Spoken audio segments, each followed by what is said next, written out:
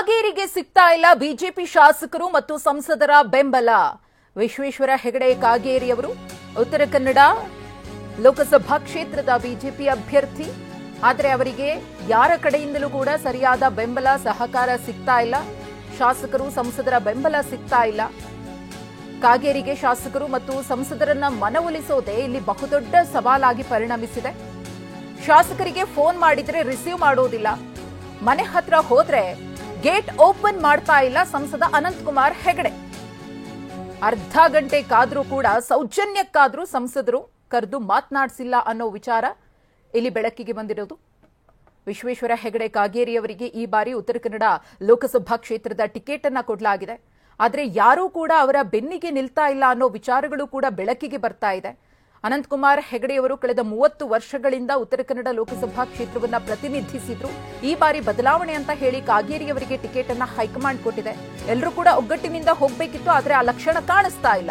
ಕಾಗೇರಿ ಸ್ಥಿತಿ ಕಂಡು ನಮ್ದೇ ಗೆಲುವು ಅಂತಿದೆ ಕಾಂಗ್ರೆಸ್. ಮತ್ತೊಂದು ಕಡೆ ಟಿಕೆಟ್ ಕೈತಪ್ಪಿದ ಹಿನ್ನೆಲೆಯಲ್ಲಿ ಯಾರಿಗೂ ಕೂಡ ಸಂಸದ ಅನಂತಕುಮಾರ್ ಹೆಗಡೆಯವರು ಸಿಗ್ತಾ ಇಲ್ಲ. ಮನೆಯೊಳಗೆ ಯಾರನ್ನೂ ಕೂಡ ಬಿಡಬೇಡಿ ಅಂತ ತಾಕೀತ್ ಬೇರೆ ಮಾಡಿದ್ದಾರಂತೆ. ಸೆಕ್ಯೂರಿಟಿಗೆ ಸಂಸದ ಅನಂತಕುಮಾರ್ ಹೆಗಡೆಯವರು ಹೇಳಿದ್ದಾರೆ, ಮನೆ ಹತ್ರ ಯಾರು ಬಂದ್ರೂ ಕೂಡ ಒಳಗಡೆ ಬಿಡಬೇಡ ಅಂತ. ಅರ್ಧ ಗಂಟೆ ಮನೆ ಮುಂದೆ ಕಾದ್ರೂ ಕೂಡ ಗೇಟ್ ಅನ್ನ ಓಪನ್ ಮಾಡಿಲ್ಲ. ಸೌಜನ್ಯಕ್ಕಾದ್ರೂ ಗೇಟ್ ತೆರೆದು ಮಾತನಾಡಿಸುವಂತಹ ಕೆಲಸಕ್ಕೆ ಸಂಸದ ಅನಂತಕುಮಾರ್ ಹೆಗಡೆಯವರು ಮುಂದಾಗಿಲ್ಲ. ಸದ್ಯಕ್ಕೆ ವಿಶ್ವೇಶ್ವರ ಹೆಗಡೆ ಕಾಗೇರಿಯವರಿಗೆ ಅನಂತಕುಮಾರ್ ಹೆಗಡೆಯವರ ಈ ಮೌನ ತಲೆನೋವಾಗಿ ಪರಿಣಮಿಸಿದೆ. ಜೋಡೆತ್ತಿನಂತೆ ಕೆಲಸ ಮಾಡ್ತೀವಿ ಅಂತ ಹೇಳಿದ್ರು ಕಾಗೇರಿಯವರು. ಯಲ್ಲಾಪುರ ಶಾಸಕ ಹೆಬ್ಬಾರ್ ಕಾಗೇರಿ ಕೈಗೆ ಸಿಗ್ತಾ ಇಲ್ಲ. ಯಲ್ಲಾಪುರ ಬಿಜೆಪಿ ಸಭೆಗೂ ಕೂಡ ಶಾಸಕ ಹೆಬ್ಬಾರ್ ಅವರು ಗೈರಾಗಿದ್ದಾರೆ. ಹಾಗಾಗಿ ಸ್ಥಳೀಯ ಮಟ್ಟದಲ್ಲಿ ಸಾಕಷ್ಟು ವಿರೋಧವನ್ನ ಎದುರಿಸ್ತಾ ಇದ್ದಾರೆ ವಿಶ್ವೇಶ್ವರ ಹೆಗಡೆ ಕಾಗೇರಿಯವರು. ಈ ಎಲ್ಲಾ ಬೆಳವಣಿಗೆಗಳ ಹಿನ್ನೆಲೆಯಲ್ಲಿ ಕಾಗೇರಿಯವರಿಗೆ ಸಿಗದೇ ಇರುವಂತಹ ಸರಿಯಾದ ಸ್ಪಂದನೆಯ ಹಿನ್ನೆಲೆಯಲ್ಲಿ ಎಲ್ಲೋ ಒಂದು ಕಡೆ ಕಾಂಗ್ರೆಸ್ ನಮಗೆ ಈ ಬಾರಿಯ ಗೆಲುವು ಅಂತ ಹೇಳಿ ಬೀಗ್ತಾ ಇದೆ. ಆ ಒಂದು ಲೆಕ್ಕಾಚಾರದಲ್ಲಿ ಕಾಂಗ್ರೆಸ್ ಪಾಳೆಯ ಇದೆ.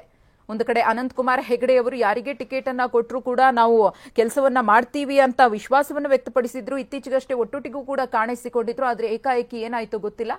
ಮನೆ ಬಳಿ ಯಾರೇ ಬಂದರೂ ಕೂಡ ಬಿಡಬೇಡ ಅಂತ ಹೇಳಿ ಅವರ ಸೆಕ್ಯೂರಿಟಿ ಗಾರ್ಡ್ಗೆ ತಾಕೀತನ್ನ ಮಾಡಿದ್ದಾರೆ ಅನ್ನೋ ಮಾಹಿತಿ ಲಭ್ಯವಾಗಿದೆ.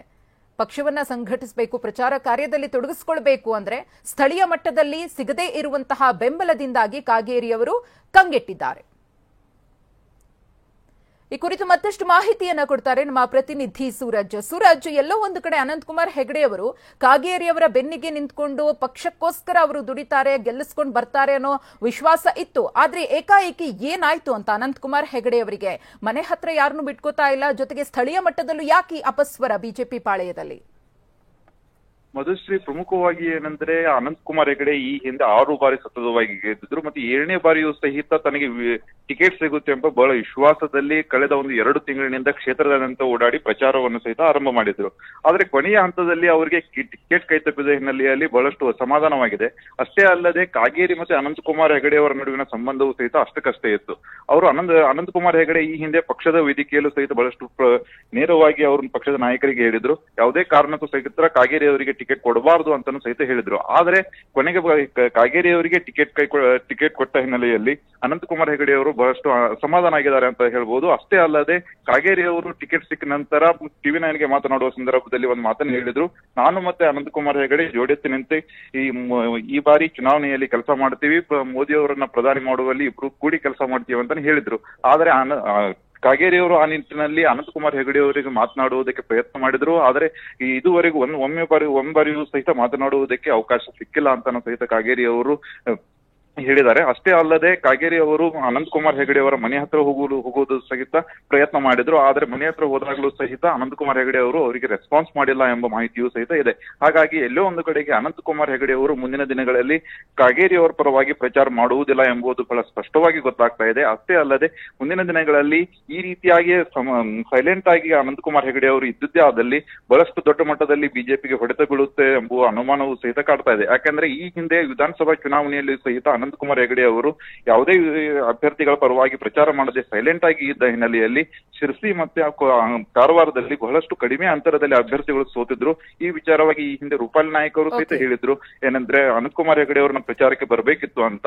ಅದೇ ರೀತಿಯಾದಂತಹ ಸಮಸ್ಯೆ ಇನ್ ಮುಂದೆ ಇದು ಲೋಕಸಭೆ ಚುನಾವಣೆಯಲ್ಲೂ ಪುನರಾವರ್ತಿತ ಆಗುತ್ತೆ ಎಂಬುದು ಸಹಿತ ಕಾರ್ಯಕರ್ತರಲ್ಲಿ ಮಾತುಕತೆ ನಡೀತಾ ಇದೆ. ಧನ್ಯವಾದ ಸೂರಜ್ ತಮ್ಮ ಮಾಹಿತಿಗಾಗಿ.